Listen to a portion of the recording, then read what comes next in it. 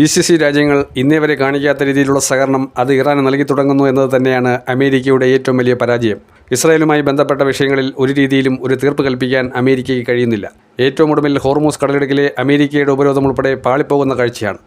നയതന്ത്രപരമായിട്ടുള്ള അമേരിക്കയുടെ സകല സമീപനങ്ങളെയും ഇറാൻ വളരെ ശരവേഗത്തിൽ പൊളിച്ചെടുക്കുന്ന കാഴ്ചയാണ് നമ്മൾ അനുദിനം കണ്ടുകൊണ്ടിരിക്കുന്നത്. അമേരിക്കയുടെ നയതന്ത്രം ലോകത്തിലെ ഏറ്റവും വലിയ പരാജിതൻ്റെ അവസ്ഥയിലേക്ക് പരിണമിക്കുന്ന അവസ്ഥയാണ്. താൻ പോലുമയും അഹങ്കാരവുമെല്ലാം കാണിച്ചുകൊണ്ട് നടക്കുന്ന ഡൊണാൾഡ് ട്രംപ് വാസ്തവത്തിൽ സമനില തെറ്റി വൈറ്റ് ഹൗസിൽ തെക്കുവടക്ക് അലഞ്ഞുതിരിഞ്ഞ് നടക്കുകയാണ്. GCC രാജ്യങ്ങൾ അമേരിക്കയെ പൂർണ്ണമായും കൈയഴിഞ്ഞു എന്നുള്ള രീതിയിൽ മിഡിൽ ഈസ്റ്റിലെ വാർത്തകൾ ഓരോ ചാനലുകൾ പറയുകയാണ്. പ്രത്യേകിച്ചും അന്താരാഷ്ട്ര മാധ്യമങ്ങൾ ഇതിനെക്കുറിച്ച് വളരെ വ്യാപകമായി അതിൻ്റെ കാര്യകാരണ സഹിതം അതിൻ്റെ നയതന്ത്ര വിള്ളലുകളെക്കുറിച്ചൊക്കെ വാചാലരാകുമ്പോൾ അതിനെക്കുറിച്ച് മറുത്തരക്ഷരം അമേരിക്കയിലെ വൈറ്റ് ഹൗസ് സെക്രട്ടറിയോ അതല്ലെങ്കിൽ അമേരിക്കയിലെ ബന്ധപ്പെട്ട മുതിർന്ന വൈറ്റ് ഹൗസിലെ ഉദ്യോഗസ്ഥരോ പ്രധാന നേതാക്കളോ ഒന്നും തന്നെ മറുപടി പോലും പറയുന്നില്ല. അവർ ഭയത്താൽ ഒളിച്ചിരിക്കുന്നത് പോലെയാണ്. ഇറാൻ വളരെ കരുതലോടെ തന്നെയാണ് നീങ്ങുന്നത്. ഇത്രയും കാലം അമേരിക്ക ചെയ്ത ചെയ്തികൾ മനസ്സിലാക്കി തന്നെയാണ് ഇറാൻ്റെ ഓരോ നീക്കവും.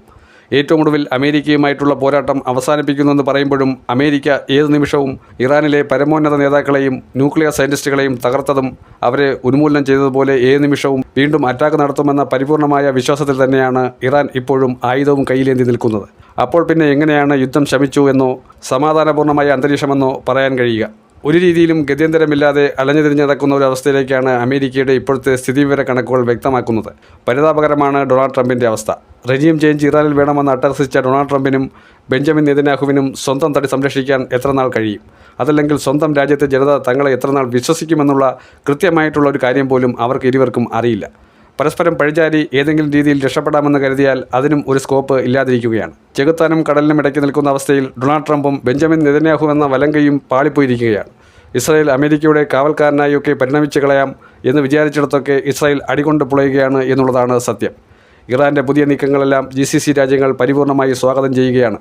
US-ൻ്റെ എംബസികൾ പരിപൂർണമായി തകർത്ത് എയർബസുകൾ ഇനി വേണ്ട എന്ന് GCC രാജ്യങ്ങളോട് പറയുമ്പോൾ അവർ കൃത്യമായി പറയുന്നു, വ്യാപാരവുമായി ബന്ധപ്പെട്ട് മറ്റു ബദൽ രേഖകൾ റഷ്യയും ചൈനയും ഉറപ്പ് നൽകുമ്പോൾ പിന്നെ എന്തിനാണ് ഇനി US-നെ ആശ്രയിക്കുന്നത് എന്ന ചോദ്യം വലിയ തിരിച്ചടിയാണ് ട്രംപിന് ഉണ്ടാക്കിയിരിക്കുന്നത്.